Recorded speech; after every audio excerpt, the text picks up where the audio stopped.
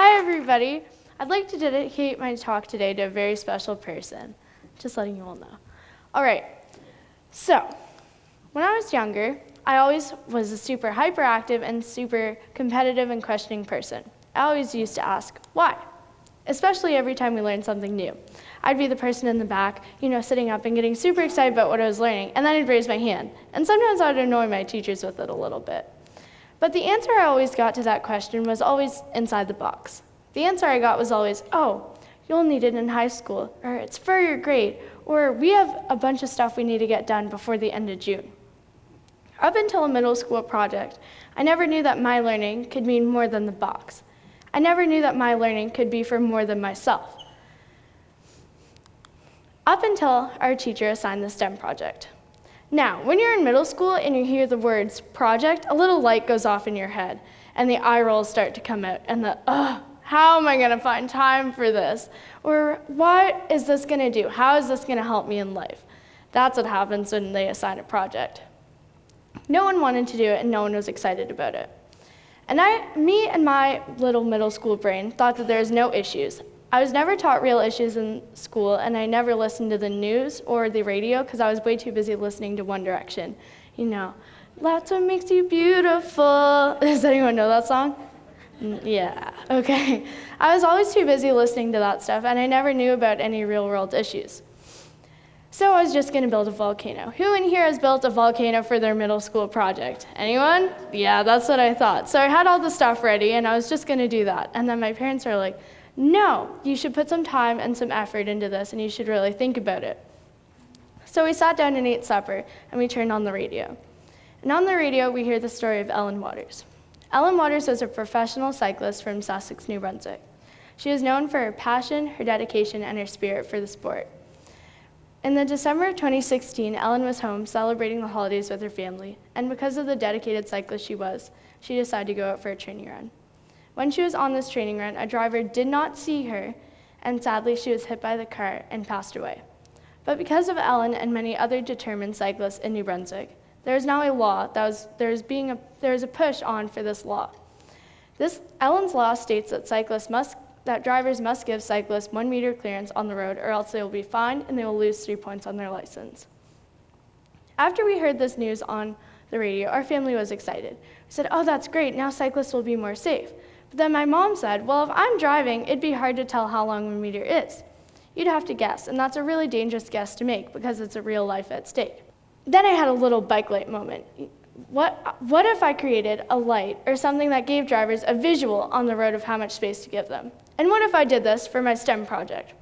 So what do you do when you need electronics and you need stuff for your project when you're in Maritimer? Of course, you go to Princess Auto. So the next day, my dad and I went to Princess Auto, and we picked up a lovely 12-volt battery, a wire, a bunch of wires, and a switch, and a light that was meant to be a tail light on a trailer. And we put it all together, and I even added some beautiful duct tape to give it some pizzazz. After I made this light, I put it on my bike, and I took pictures, and I did my whole project report, and I was really excited to bring it and show it to my teachers. I ended up getting a B on the project, which is really deflating and really hard because I put a lot of effort and I was really excited about it. And I thought that maybe this could make a real change. But I still ended up getting to go to the STEM, Youth Entrepreneurship Challenge, and the Provincial Science Fair. And at these places, I heard the same thing. From real cyclists, they told me that this is a real issue for them, and this is a real problem on the roads that they were having right now. Suddenly, my project that I wanted to do a volcano on, and that I didn't even want to do in the first place, could solve a real issue and could make a real difference for a real person. They also gave me feedback to go from my first light to my second, because although I loved my 12-volt battery with my duct tape, they said that it would be a little too heavy and that they need their water bottle holder to actually hold their water bottle instead of a battery.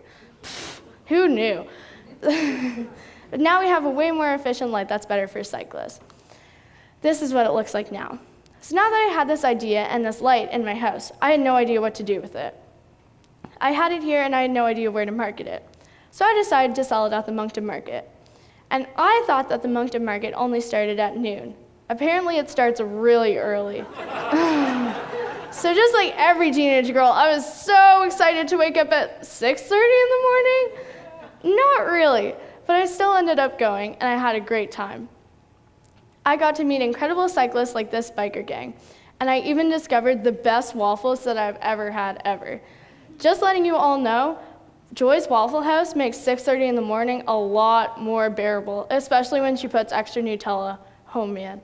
But again, I met these crazy, awesome cyclists who have a passion for their sport and really care about what they do. But people in New Brunswick don't know how to share the roads. Cyclists will be cycling and doing their passion and commuting to work, and they feel unsafe, and they feel like they can't do their passion because our roads are too small or too narrow. But this light really helped them. Suddenly, I was taking what I was learning in school and applying it in the market. Suddenly, communicating in French and English is more than just, oh, she can communicate in French and English. Check that off the rubric. Suddenly, it was communicating it to 40% of our province, or else they wouldn't have access to this light. Suddenly, making my trifold and my display at the market appealing meant more than just, oh, she organized it. Check, 10% again. Suddenly, it meant more than that. Suddenly, my learning could solve a real problem in the real world right now. Suddenly, my learning connected me with people from coast to coast to coast, and even in Germany, including these lovely ladies. These ladies are all retired nurses, and the one in the middle's name is Golda Oxford. Golda is a 67-year-old retired nurse from Springdale, Newfoundland. They all bike 25 kilometers every single day. They said that they were having the same issues in Newfoundland that we are having in New Brunswick, that drivers don't know how to share and that they felt unsafe on the road.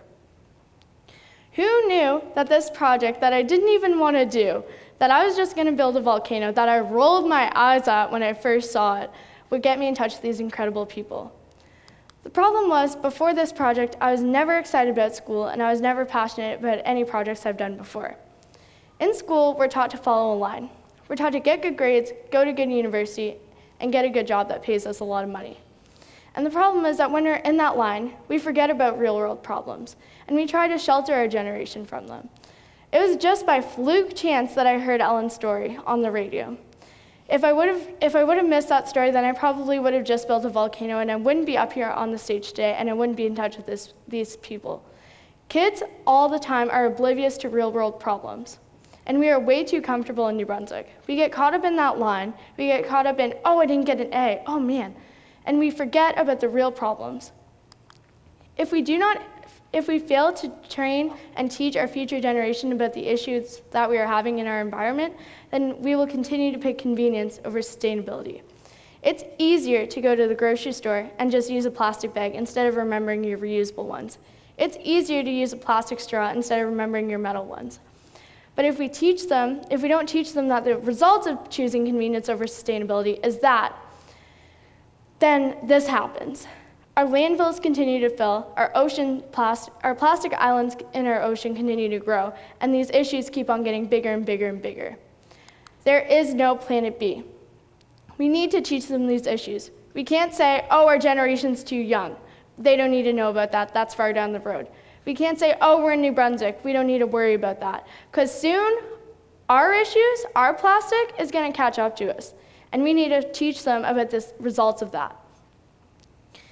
And if you do that, I believe that they'll be more passionate and more excited about their learning. Because when I was excited, when I was solving a real-world problem, I ended up learning incredible things that I never thought I would learn before. I hope you're sitting there and I hope you're getting a little scared. I hope you're saying, I don't want my teenage girl just to listen to music. I want her to care about real issues. I hope you're thinking that. And here's how I would want you to teach me if I was being mentored by you. I would want you to give me examples and not ideas. Often in school, teachers tell us exactly what to do, how to do it, and when it has to be done. Yes, we need guidelines, but don't tell us exactly how to do it. Give us examples of things that have worked in the past, but give us the space and the guidance to explore our own ideas. They need to, and teach them about real-world issues. They need to know about them to care. David Suzuki once said they need to know and see to care. I didn't become an environmentalist until I knew about the issues that we were having. I didn't care about cyclists until I became a part of the community and knew about an issue that they were having.